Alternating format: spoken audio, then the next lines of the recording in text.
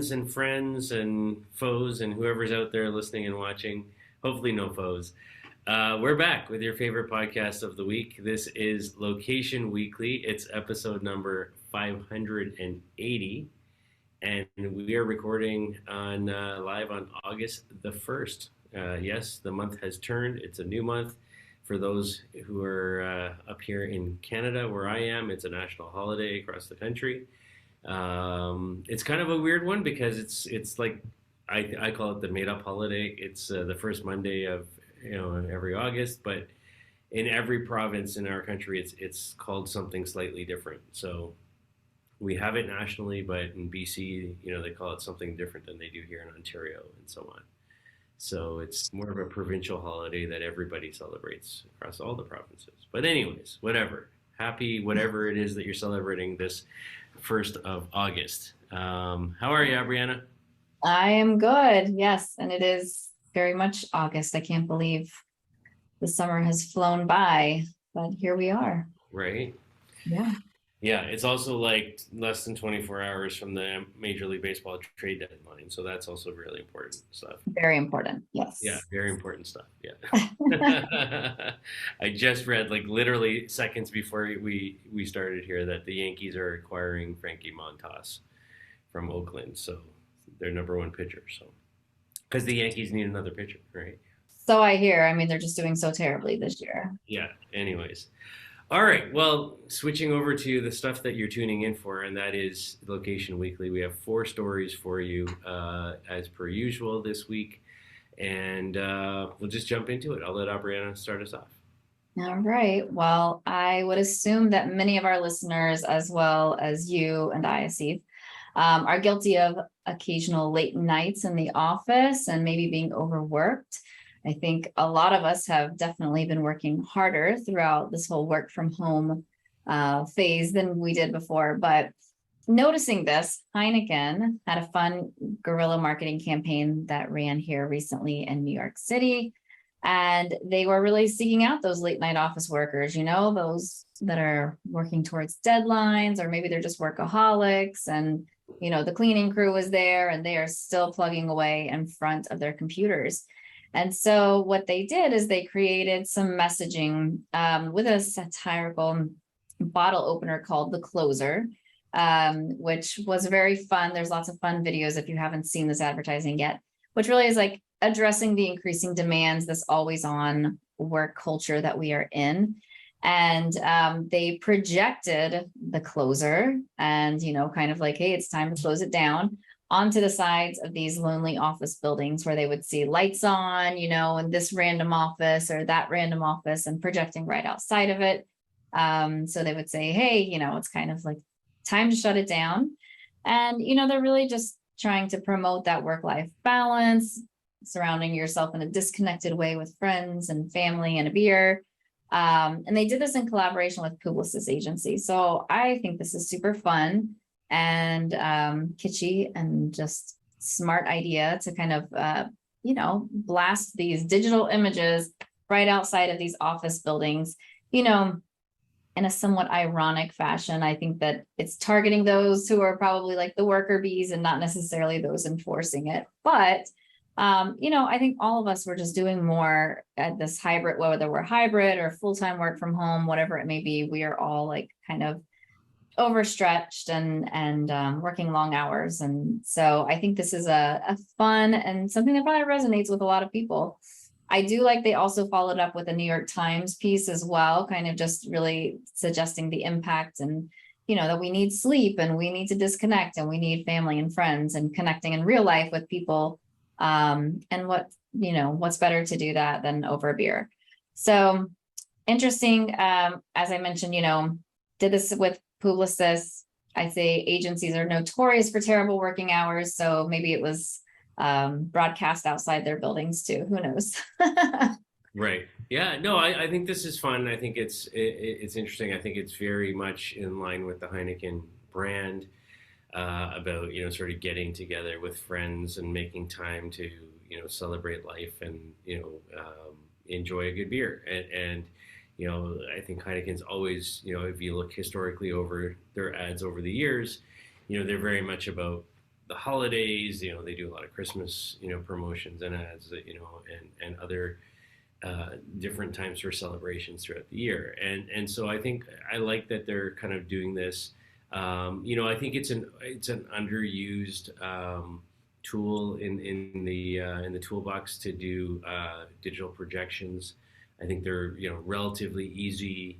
You can pop them up at kind of anywhere on any building, in any space, pretty much. With relative ease and relatively low cost, because it's not like you got to bring in digital screens and things like that. You're just doing projection mapping, with lights and lasers essentially. So I think that it's great that they're doing this. I like the whole campaign of the closer and all of that they put behind this. And I echo what you said. I like that they still attract the 9 to 5 audience, those that aren't working late, with a print piece in the New York Times, and try to tie it all together. And I think it would be, I'm assuming there's some, because we're talking about it, but I'm assuming that there's some sort of social amplification happening around this campaign as well, where people are, hashtagging the closer or something like that and posting about it, because I think it lends itself to that type of engagement and sharing. So I overall I've got nothing bad to say about this one. I like it. I think it's simple and it's easy, and it just drives home the message of, get out and, go share a beer with some friends. So good on you, Heineken and Publicis. All right. On to our second story now. So there's a platform out there called GeoGuessr, and this has been around for a little while now, since in fact 2013 is when GeoGuessr was first launched. And if you're trying to spell that and look for it, it's GeoGuessr, no ER on the end, just R. And I think it's an interesting time to talk about a platform like GeoGuessr, because we're in this sort of world and space right now where there's a lot of discussion about metaverse and virtual worlds and all of that. And the premise of GeoGuessr is really the idea of taking something like Google Maps and Street View, 2 platforms that we're very familiar with, and then just randomly dropping a pin somewhere in the world, but you don't know where it is. Like, there's no labeling, there's no context to it. You're just seeing imagery, and the goal is that you're trying to guess where in the world is this place based on the images that are coming back to you.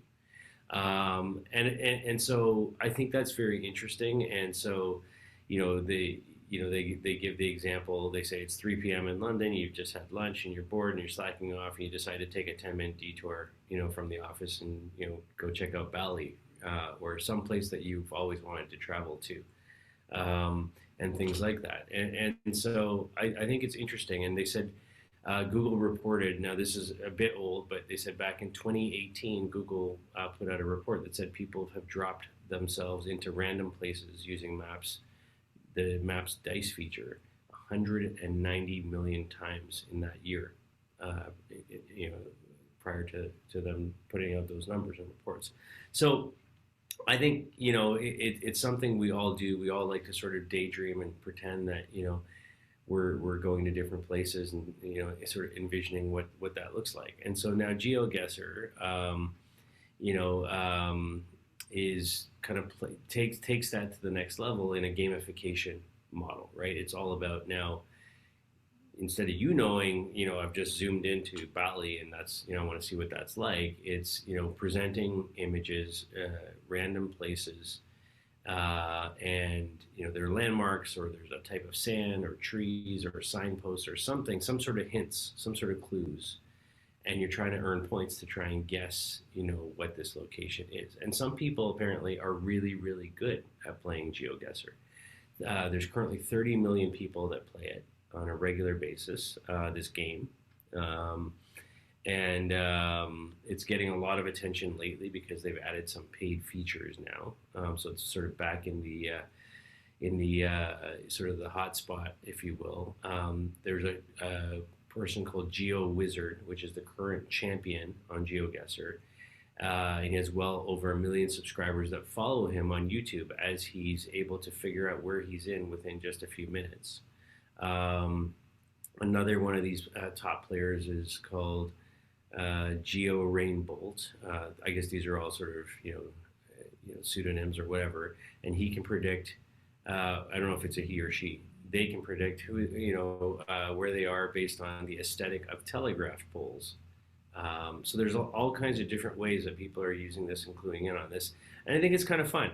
I have to admit, I've never played it. I'm now going to go try this thing out and see what I can do with it and how many points I can earn and how many puzzles I can solve. But I think it's fun. We're all inquisitive people, and we're all trying to figure.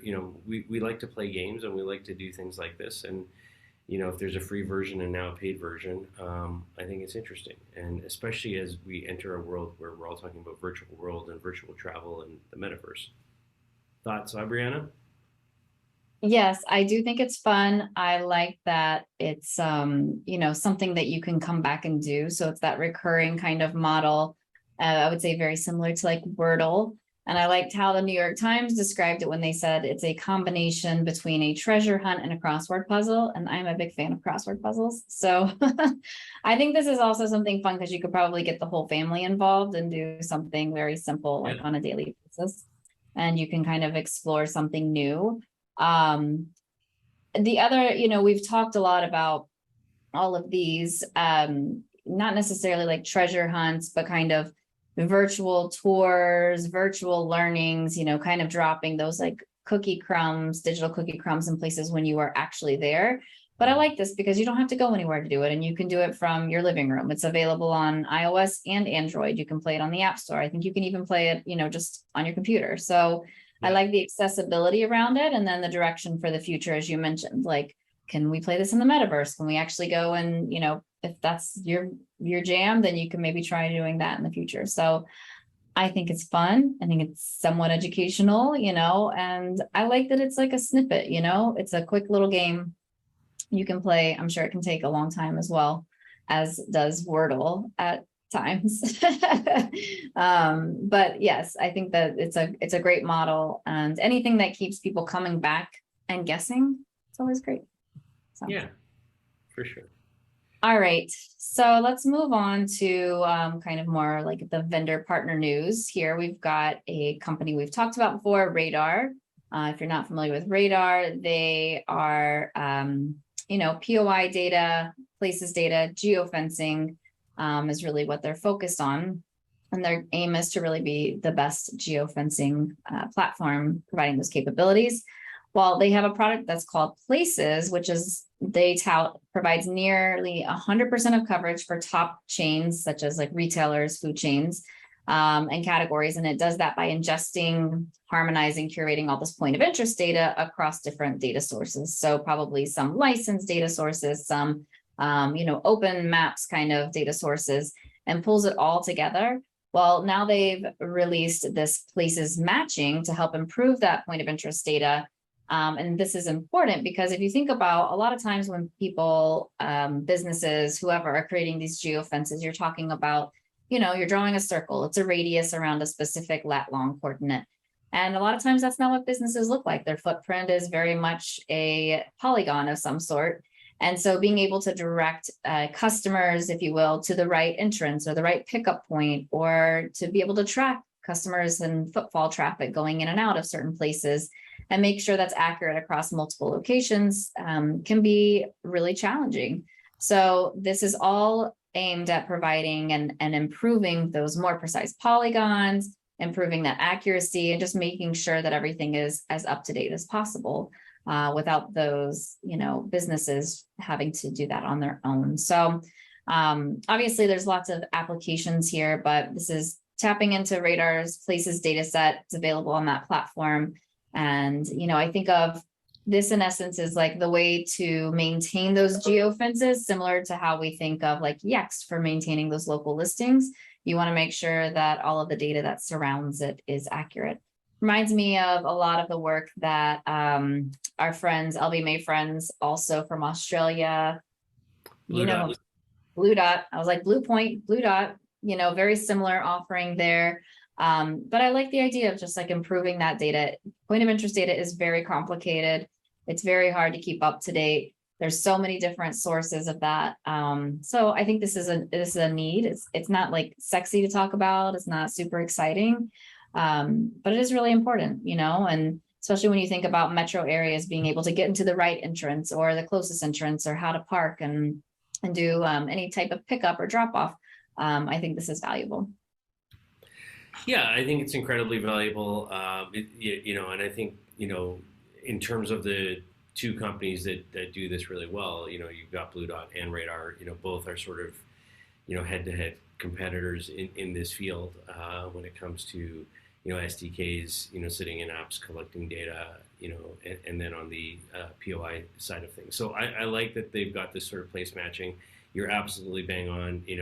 Most businesses are, just simply drawing that little, radius circle and defining that, when in fact the vast majority of businesses and properties are not circles. They're, polygons, they're shapes that define, the perimeters of those buildings or those parks or those, spaces, whatever they might be.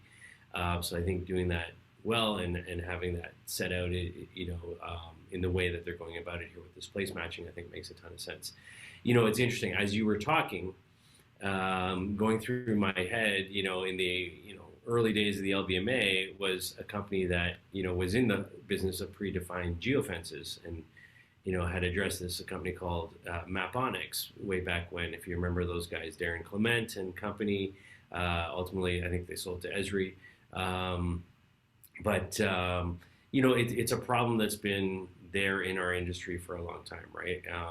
And I think more and more now, you need to have your data structured in this way, right? It needs to be predefined. It needs to be set up, for that location, that space, that property, in whatever way, and not even just singular properties, but again, kind of drawing on the old days of Maponics, but like broadening that to this is a shopping district, this is a school district, this is a whatever, and so you have sort of predefined geofences that have smaller ones within it, right?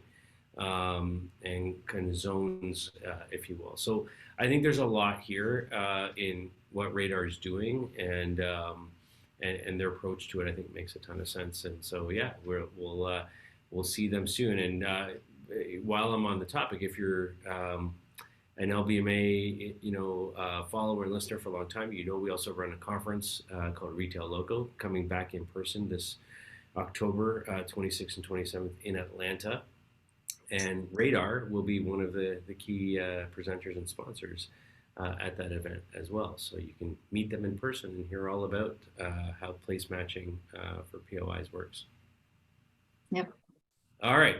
Final story now. We're going to jump, out of the data side of things and into retail.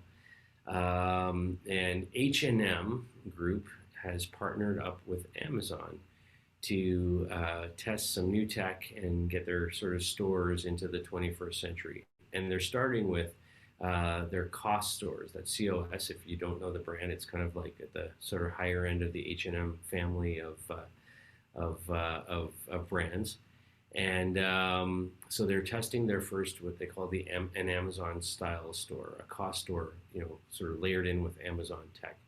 And this includes a number of different things: seamless payments, personalized styling recommendations, faster checkouts, upgraded delivery and returns. So there's a lot going on here. The first pilot store is in Beverly Hills, California.